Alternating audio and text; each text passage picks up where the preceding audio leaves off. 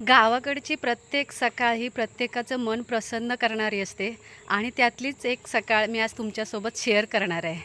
गावाकडची सकाळ ही लवकर होते। कोंबडा आरवला की घरातले सगळे उठून आपापल्या कामाला लागतात।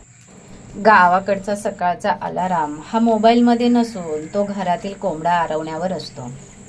सकाळी लवकर उठून कोणी स्वयंपाक करणे, कचरा काढणे, शेण गोकरी काढणे, देवपूजा करणे, वाडा झाडणे, शेतात जाऊन कामं करणे अशी अनेक कामे प्रत्येकाच्या वाट्याला दिलेली असतात। गावाकडची प्रत्येक सकाळ ही शांत वातावरण निर्माण करणारी असते। प्रत्येकाला नवीन ऊर्जा आणि जीवन जगण्याची उमेद देणारी असते।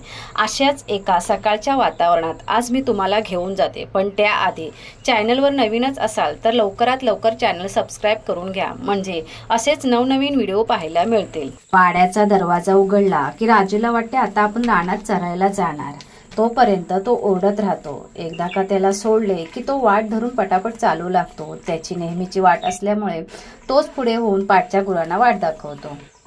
कमी प्रमाणात धुके होते, पाऊसही थांबला होता, त्यामुळे गुरांना चालताही पटापट येत होतं। रस्ता पूर्णपणे मोकळा होता चालण्यासाठी। पूर्वी हाच रस्ता सकाळच्या गुरांच्या जाण्याने भरलेला दिसायचा, पण आज तो रिकामा रिकामा दिसत होता। 3 गुरं घेऊन आम्ही सड्यावर पोचलोय आणि गुरं पण आता चरायला लागलेली आहेत। आज प्रत्येक मालकाने गुरे कमी केली। गावाकडचा प्रत्येक माणूस शहराकडे धाव घेतल्याने गुरे काढून तो शहराकडे स्थायिक झालाय। त्यामुळे वाटा गोंडा बंद पडलेल्या दिसून येतात। जेमतेम बोटावर मोजण्या इतक्या लोकांकडे आता गुरे शिल्लक आहेत। वाटा नेहमी सकाळ संध्याकाळ या माणसाने गुरांनी बोलक्या होत्या, पण आज त्याच वाटा शांत होत्या। हे दृश्य मनाला कुठेतरी दुःख देत होतं, पण सकाळ तेवढी शांत वाटणारी आणि मन प्रसन्न करणारी होती। पूर्वी प्रत्येकाकडे गुरे असायची, 5 किंवा 10, पण आज नेमक्याच लोकांकडे 1 किंवा 2 एवढीच गुरे पाहायला मिळतात। सगळ्यांची गुरे एकत्रित येऊन 80 ते 100 गुरे सड्यावर चरताना दिसायची। लहानपणी आमची दिवाळी सुट्टी असो किंवा गणपतीची सुट्टी असो, गुरे घेऊन याच सड्यावर जावं लागायचं। पण तेव्हा मजा खूप वेगळी होती। अनेक वाडीतले लोक आपली 5 ते 10 गुरे घेऊन याच सड्यावर यायचे। वाडीतल्या प्रत्येकाकडे गुरे असल्यामुळे वाडीतला प्रत्येक माणूस बाहेर पडायचा। सगळ्यांच्या एकत्रित येण्याने गप्पा गोष्टी रंगायच्या आणि गुरेही मस्त रमून चरत राहायचे।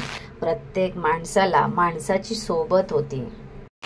आमची दिवाळीची सुट्टी ही शेतात किंवा गुरे चरवण्यातच जायची। सुट्टीतील अभ्यास हा गुरांकडे जाऊन पूर्ण केला जायचा। शेतातील कामं झाली की गुरे सोडायची हा पहिल्या मुलांचा दिनक्रम असायचा। दिवाळीची सुट्टी ही आमच्यासाठी नकोशी वाटणारी असायची। दिवसभर त्या उन्हातानात राहून कामे केली जायची। त्यावेळीचं ऊन पण खूप कडाक्याचं असतं, अंगाला चटके देणारा आणि झोंबणारं असं असतं। म्हणून दिवाळीची सुट्टी ही आम्हाला तरी नकोशी वाटणारी असायची। अनेक माणसांच्या येण्या जाण्याने सडा अगदी दुमदुमून जायचा, सतत बोलत असायचा। दुपारचे सर्वजण एकत्र येऊन भाकरी खाल्ले जायचे। गुरे सुद्धा चरून निवांत चांगली पोट भरली की एकत्र होऊन एका ठिकाणी बसून जायचे। गुरं मस्त चरतायत आणि पोटं पण आता खूप छान भरलेले आहेत। सकाळी साधारण आम्ही 8 ते 8:30च्या दरम्यान गुरं सोडलेली होती चरण्यासाठी, तर त्याने आता बघा कशी मस्त पोटं भरलेली आहेत। थोड्या वेळातच आता म्हणजे 12 12:30च्या दरम्यान त्यांना आम्ही आता घेऊन जाणार। गुरांची पोटं भरली की अगदी स्वतःच घराची वाट शोधायला लागतात आणि रस्त्याने चालायला सुरुवात करतात। भाकऱ्या खाऊन झाल्या की शाळकरी मुलांचे खेळ सुरू व्हायचे। लगोरी, आबाधोबी असे अनेक खेळ खेळले जायचे।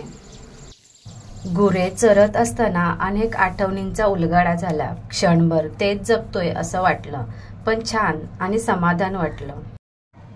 4-5 तास गुरे चरल्यानंतर चांगली पोटं भरल्यावर घरी आलो। तुम्हाला माहीतच असेल, आपलं बाळ जेव्हा जेवतं, पोट भरून तृप्त होतं, तेव्हा आपल्याला पण कसं छान मस्त आणि एक समाधान वाटत असतं। तसेच गुरे चरली, पोटं चांगली भरली की मालकाला सुद्धा एक समाधान वाटत असतं। गुरं चरून आल्यानंतर रवत करत बसतात. मध्येच 3-4 तास गेले की त्यांना पेंडा किंवा आंबवण घालण्यात येतं.